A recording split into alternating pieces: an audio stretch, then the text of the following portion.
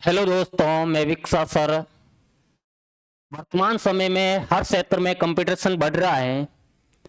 आप सबको पता है, तो पढ़ाई के क्षेत्र में भी बहुत अधिक कंपटीशन बढ़ रहा है। तो हाथ पर हाथ धरे रहने का समय नहीं है। इसलिए दोस्तों, आज ही अभी आरपी स्टडी के साथ में लाइव जुड़ जाइए और अपनी तैयारी को मजबूत कीजिए। किसी ने क्या खूब कहा है, रात नहीं ख्वाब बदलते हैं, रात नहीं ख्वाब बदलते हैं, मंजिल नहीं कारवा बदलता है। दोस्तों, जज्बा रखो जीतने का, क्योंकि किस्मत बदले ना बदले, वक्त जरूर बदलता है। सलो ऐसा कि निशान बन जाए, सलो ऐसा कि निशान बन जाए, काम ऐसा करो कि पहचान बन जाए। दोस्तों, जिंदगी तो हर कोई जी लेता है, जिंदगी इस कदर जियो कि मिसाल बन जाए।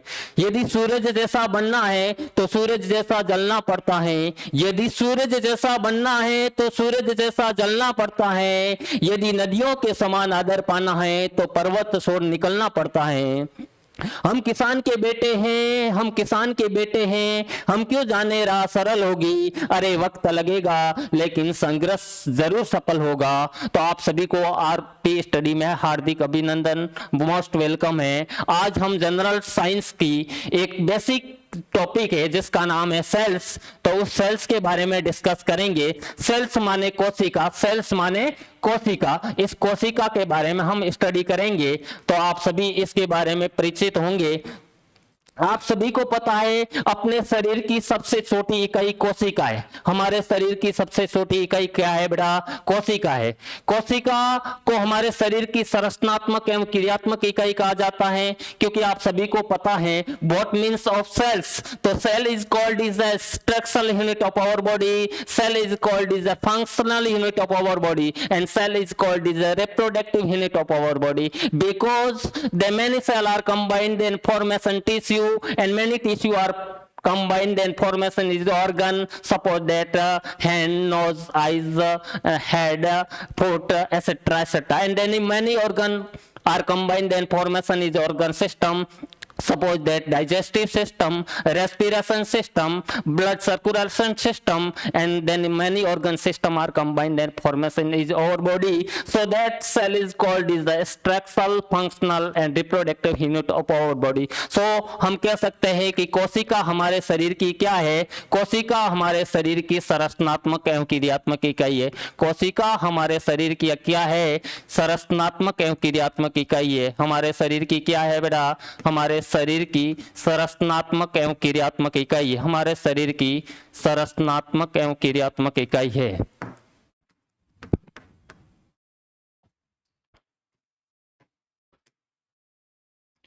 क्रियात्मक इकाई है।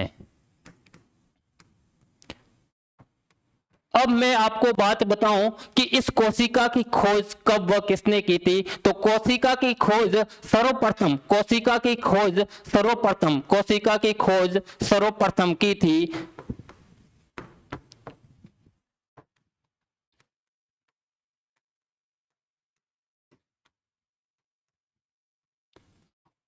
1665 में रोबोट हुक ने। किसने करी थी? 1665 में रोबोट हुक ने। मेरी बातों पर गौर करना। 1665 में रोबोट हुक ने स्वनिर्मित सूक्ष्मदर्शी द्वारा कोरक नामक पौधे की साल को देखा, और उस साल में उनको छोटे छोटे कोष्ठक दिखाई दिए। उन कोष्ठकों को उन्होंने नाम दिया था सेल्यूला। क्या नाम दिया था? सेलुला। और उस सेलुला से ही सेल शब्द की उत्पत्ति हुई है। और तो आपके पास में क्वेश्चन आए कि कोशिका की खोज सर्वप्रथम कब व किसने की? तो सर्वप्रथम खोज 1665 में रोबोट हुक ने की।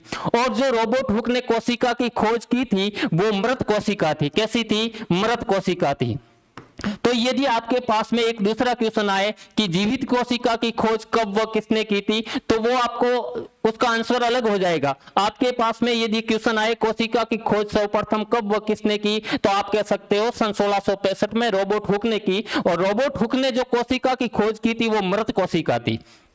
अगली बात करूं मैं, तो अगला आपके पास में क्वेश्चन आएगा कि जीवित कोशिका की खोज कब व किसने की? जीवित कोशिका की खोज किसने की? जीवित कोशिका की खोज। तो सन 1674 में Anton von Leeuwenhoek, Anton von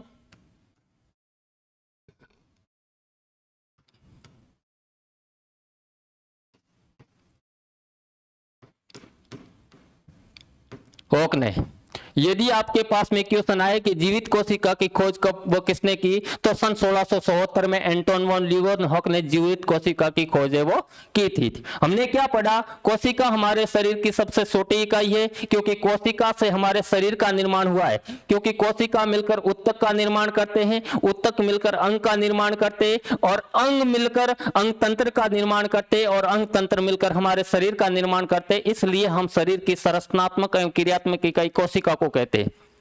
फिर मैं बात करूं कोशिका की खोज सर्वप्रथम कब व किसने की, तो कोशिका की सबसे पहले खोज है वो 1665 में रॉबर्ट हुक ने की थी, और वो मृत कोशिका थी। इसके बाद में जीवित कोशिका की खोज सन 1674 में एंटोन वॉन लियोनहॉक ने करी थी। इसके बाद में मैं यदि बात करूं तो ये कोशिका है, इसका बायोलॉजिकल नाम की बात करूं तो कोशिका का बायोलॉजिकल नाम है, जो बायोलॉजिकल नाम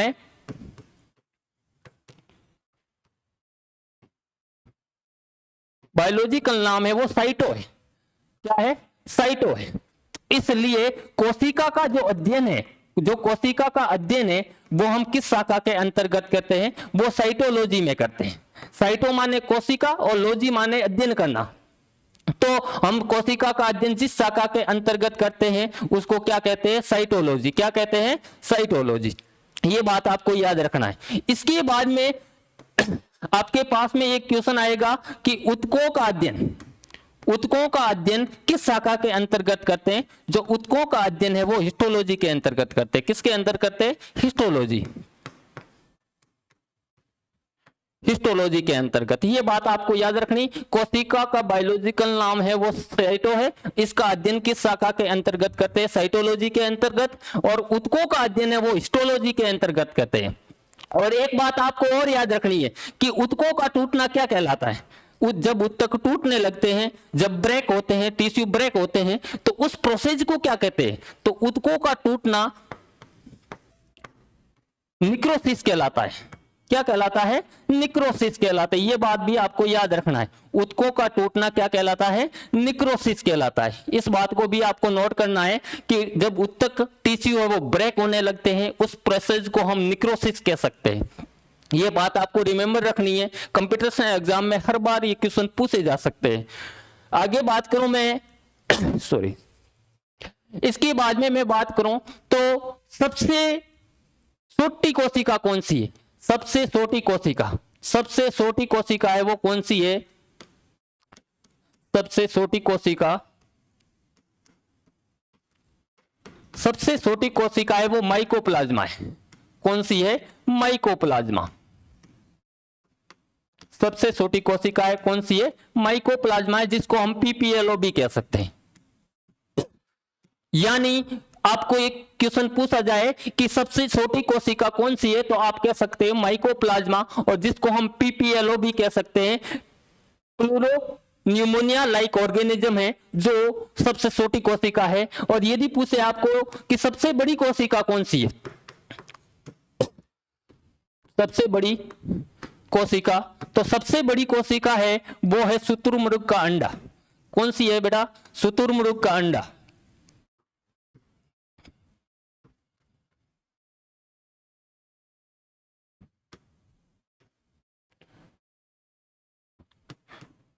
शुतुरमुर्ग का अंडा, जो अंडा होता है शुतुरमुर्ग का, उसकी जो कोशिका होती है वो सबसे बड़ी कोशिका है। यदि इसके अपोजिट आपके पास में क्वेश्चन आए कि मानव शरीर की सबसे छोटी कोशिका कौन सी है, देखो दो क्वेश्चन बताया मैंने। एक तो सबसे छोटी कोशिका जिसमें मानव शरीर का कोई जिक्र नहीं किया है, इस ब्रह्मांड में मौजूद एनी एनिमल्स की बात की है, तो उन एनिमल्स में या उनमें से सबसे छोटी कोशिका है वो माइकोप्लाज्मा है, जिसको पीपीएलओ भी कहते हैं।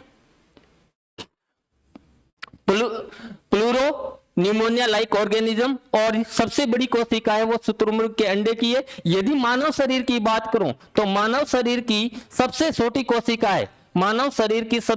कोशिका है वो है स्पर्म। कौन सी है? स्पर्म।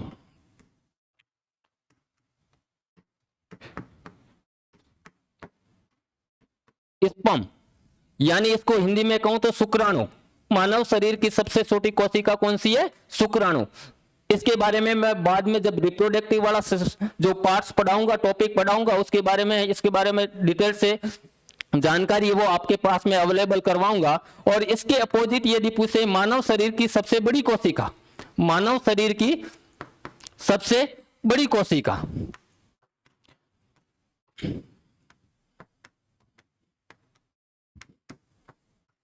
वो है ओव्यूम। कौन सी है? ओव्यूम, जिसको हिंदी में कहते हैं अंडाणु। क्या कहते हैं? अंडाणु। मानव शरीर की सबसे छोटी कोशिका स्पर्म है और इस स्पर्म का प्रोड्यूसन वर्षण में होता है। आप सभी को पता है, ये जो शुक्राणु होती है नर द्वारा स्त्रावित एक विशेष प्रकार का कोशिका होती है और ये मानव शरीर की सबसे छोटी कोशिका है।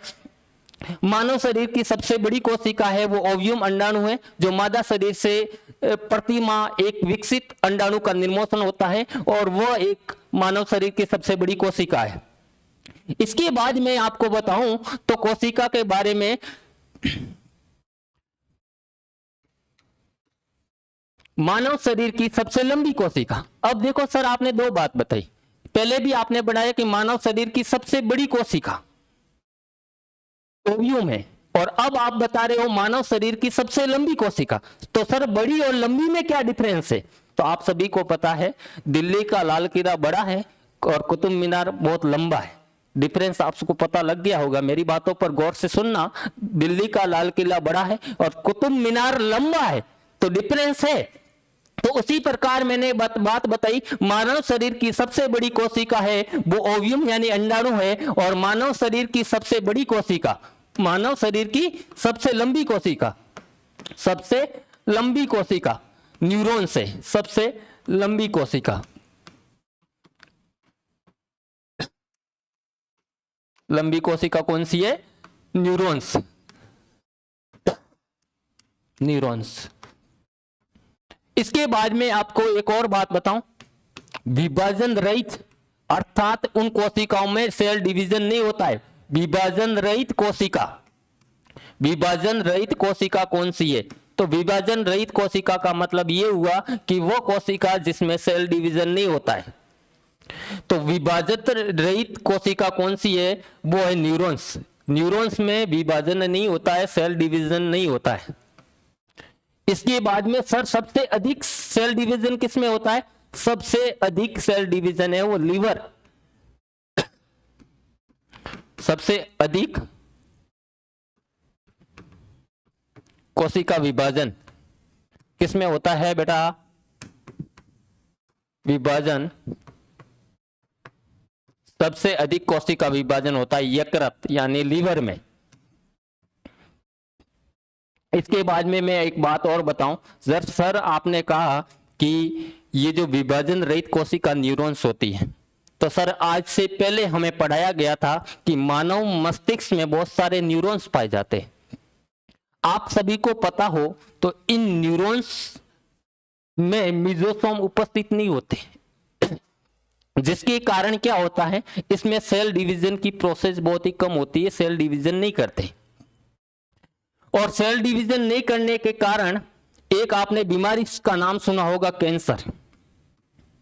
ये बीमारी नहीं है, ये कैंसर बीमारी नहीं है, बल्कि क्या है? अनकंट्रोलेबल सेल डिवीजन है। आपने एक सेल थ्योरी के बारे में पढ़ा था, सेल थ्योरी, कोशिका सिद्धांत। इस कोशिका सिद्धांत का प्रतिपादन किया था सलीडन व स्वान ने। सलीडन व स्वान ने इन्होंने कहा था कि कोशिका मानव शरीर की संरचनात्मक एवं क्रियात्मक इकाई है। लेकिन उसके बाद में एक वैज्ञानिक आए, रुडोल्फ विर्सो। क्या नाम था उसका? रुडोल्फ विर्सो। इस रुडोल्फ विर्सो ने कहा और इस सेल थ्योरी का रूपांतर किया। क्या किया? रूपांतरण किया। और उन्होंने कहा कि वास्तव में मानव शरीर की संरचनात्मक एवं क्रियात्मक इकाई तो कोशिका है, लेकिन नई कोशिकाओं का निर्माण पूर्ववर्ती कोशिकाओं से होता है। अर्थात एक कोशिका है वो आगे विभाजित होकर बहुत सारी कोशिकाओं का निर्माण करता है, अर्थात उसमें सेल डिवीजन होगा तभी नई कोशिकाओं का निर्माण होगा। ये बात सेल थ्योरी के अंतर्गत हमें पता लगती है।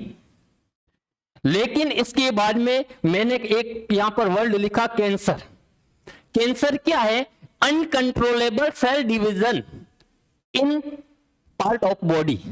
मेरी बातों पर गौर करना, मैं क्या कहना चाहता हूं। Uncontrollable cell division in body any parts as known as also called is a cancer. जब शरीर के अंतर्गत अनकंट्रोलेबल सेल डिवीजन होता है तो उसको हम कैंसर की बीमारी कह सकते हैं। तो सर आपने कहा मस्तिष्क में न्यूरॉन्स प्रेजेंट होते हैं, तो मस्तिष्क में ब्रेन ट्यूमर क्यों होता है? आपने कहा कि न्यूरॉन्स में सेल डिवीजन नहीं होता है। आपके दिमाग में क्वेश्चन आया होगा, मुझे पता है कि आपने कहा कि मस्तिष्क में से जो न्यूरॉन्स है, न्यूरॉन्स में सेल डिवीजन नहीं रहे क्योंकि न्यूरॉन्स विभाजन रहित कोशिका है। तो मस्तिष्क में एक बीमारी होती है जिसको ब्रेन ट्यूमर कहते हैं। ये क्यों होता है? आप सभी को पता है 90% मस्तिष्क में न्यूरॉन्स होती है और 10% गिलियन सेल्स होती है। कौन सी सेल्स होती है? Glial cells. ये जो गिलियन सेल्स है वो कभी कभी रेयर कंडीशन में अनकंट्रोलेबल सेल डिवीजन करती है, जिसके कारण मानव मस्तिष्क में ब्रेन ट्यूमर जैसी बीमारियां उत्पन्न होती है। इस बातों पर विशेष गौर करना। आगे हम पढ़ते हैं, लास्ट टॉपिक अपना है, उसका नाम है कोशिकांग। क्या नाम है? कोशिकांग। नाम से स्पष्ट है, जिसको इंग्लिश में कहते हैं सेल ऑर्गन, ऑर्गेनिज्म। कोशिकांग मतलब कोशिका के अंगों को, कोशिका के अंगों को, कोशिका के अंगों को क्या कहते हैं? कोशिकांग कहते हैं। कोशिका के अंगों को कोशिका के अंगों को कोशिकांग कहते हैं। कोशिका के अंगों को कोशिकांग कहते हैं। सपोज दैट मैं बात करूं, आप सभी को पता है कोशिकांग में दो आवरण होते हैं, एक डबल मेम्ब्रेन होते हैं, एक सिंगल मेम्ब्रेन होते हैं। तो मैं दोहरे आवरण वाले कोशिकांग की बात करूंगा। तो एक ट्रिक बताऊंगा, दोहरे आवरण वाले कोशिकांग, दोहरे आवरण वाले कोशिकांग। नाम से ही याद रखना, सबसे पहला कोशिकांग है वो है लवक, जिसको हम प्लास्टिड भी कहते हैं, जिसको हम क्या कहते हैं? प्लास्टिड भी कहते हैं। दूसरा है माइटोकॉन्ड्रिया, माइटोकॉन्ड्रिया, जिसको हम, तीसरा है केंद्रक। क्या होता है? केंद्रक। तो इधर ध्यान रहना, आपको याद नहीं रहे तो एक है, आप सभी को पता है पीएम कौन है वर्तमान में? अपने भारत के पीएम कौन है? पीएम कौन है? नरेंद्र मोदी है। कौन है? नरेंद्र मोदी है। तो कोशिकांग की बात करो जिसके चारों तरफ दोहरा आवरण पाया जाता है, और दोहरे आवरण वाले कोशिकांग या सेल ऑर्गेनिज्म कौन कौन से है? तो पीएम कौन है? वर्तमान समय में मोदी है। पी का अर्थ है प्लास्टिड, जिसको लवक भी कहते हैं। एम माने माइटोकॉन्ड्रिया और एन माने न्यूक्लियस यानी केंद्रक। ये दोहरे आवरण वाले कोशिकांग है। और इसके बाद वाली जो बातें हैं वो मैं डायग्राम के माध्यम से एक बार आपको समझा दूं कि कौन कौन से कोशिकांग है, उनकी क्या क्या विशेषता है। तो पहले डायग्राम समझना। ये सबसे पहले कोशिका के अंदर का केंद्रक है और ये उसके चारों तरफ आवरण पाया जाता है। और फिर मैं बात करूं तो इस केंद्रक और इस केंद्रक के चारों तरफ पाई जाने वाली केंद्रिक झिल्लिका के अतिरिक्त इसके चारों तरफ इस प्रकार का कोई आवरण पाया जाता है, जिसको हम कोशिका झिल्ली भी कहते हैं। और इस कोशिका के चारों तरफ एक विशेष प्रकार का एक और आवरण पाया जाता है, जिसको हम कोशिका भित्ति कहते हैं। क्या कहते हैं? कोशिका भित्ति। तो इसके बारे में सब पहले समझना, ये कोशिका भित्ति है। कोशिका भित्ति, ये कोशिका भित्ति ओनली प्लांट सेल में प्रेजेंट होती है, एनिमल सेल्स में ये कोशिका भित्ति प्रेजेंट नहीं होती। हमारे शरीर में ये कोशिका भित्ति नहीं होती है। अपने शरीर में कोशिका प्रेजेंट है, उस कोशिका में सिर्फ कोशिका झिल्ली पाई जाती है, कोशिका भित्ति नहीं पाई जाती। इसलिए मैं लिख सकता हूं यहां पर only present in plant, only present in plant, मतलब कोशिका भित्ति सिर्फ किस में पाई जाती है, प्लांट के अंतर्गत पाई जाती है। पादप में ये कोशिका भित्ति किसकी बनी होती है, तो पादपों में ये सेल्यूलोज की बनी होती है, सेल्यूलोज की बनी होती है। इसके अतिरिक्त मैं बात करूं, कवक में ये काइटिन की बनी होती है, जो कवक होते हैं उसमें ये कोशिका भित्ति काइटिन की बनी होती, किसकी बनी होती है, काइटिन की बनी होती। इसके अतिरिक्त बात करूं बैक्टीरिया में, जो बैक्टीरिया होते उसमें भी कोशिका भित्ति पाई जाती है, और बैक्टीरिया में ये कोशिका भित्ति है वो पेप्टिडोग्लाइकन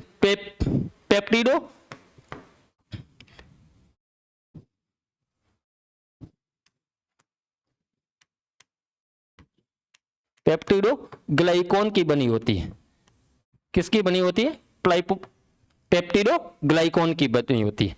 इसके अतिरिक्त में बात करूं, ये जो बिंदुनुमा जो आकृति है इसको केंद्रक कहते हैं, और केंद्रक की खोज किसने की थी, रॉबर्ट ब्राउन ने।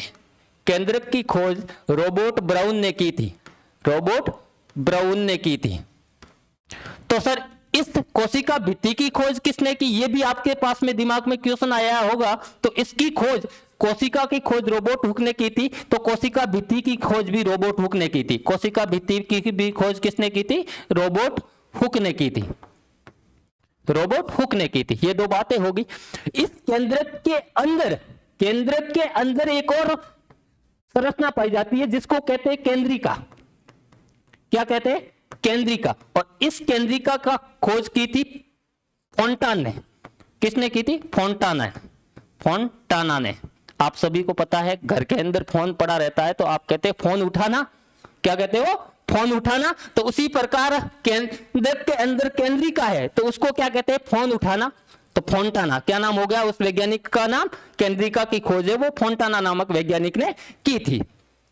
इसके बाद यहां जो प्रेजेंट होता है केंद्रक के चारों तरफ और कोशिका झिल्ली के बीच वाला जो भाग होता है इसको हम कहते हैं कोशिका द्रव्य। क्या कहते हैं, कोशिका द्रव्य। और इसके केंद्रक झिल्ली के चारों तरफ एक द्रव होता है जिसको कहते हैं नाभिक द्रव्य या केंद्रक द्रव्य, या मैं केंद्रक द्रव्य भी कह सकता हूं, केंद्रक द्रव्य। ये कोशिका द्रव्य और केंद्रक द्रव्य ये दोनों मिलकर जीव द्रव्य का निर्माण करते हैं। किसका निर्माण करते हैं, जीव द्रव्य का निर्माण करते हैं। और ये जीव द्रव्य है वो वसा प्लस प्रोटीन के बने होते हैं। किसके बने होते हैं, वसा प्लस प्रोटीन के बने होते हैं। और इसको हम लिपोप्रोटीन भी कह सकते हैं, और कभी कभी इसका नाम लिप्रोप्रोटीन भी आता है, लिप्रोप्रोटीन भी आता है, लिप्रोप्रोटीन भी आता है। तो इस बातों पर गौर करना। ये अपने सेल के मुख्य सेल ऑर्गेनिज्म थे जिसकी बात करी थी। और शेष रहे अपने जो एंडोप्लाज्मिक रेटिकुलम है, माइटोकॉन्ड्रिया है, उसके बारे में हम जल्दी अगली क्लास में जिक्र करेंगे। जल्दी मिलते हैं अगली क्लास में, तब तक दोस्तों जय हिंद जय भारत।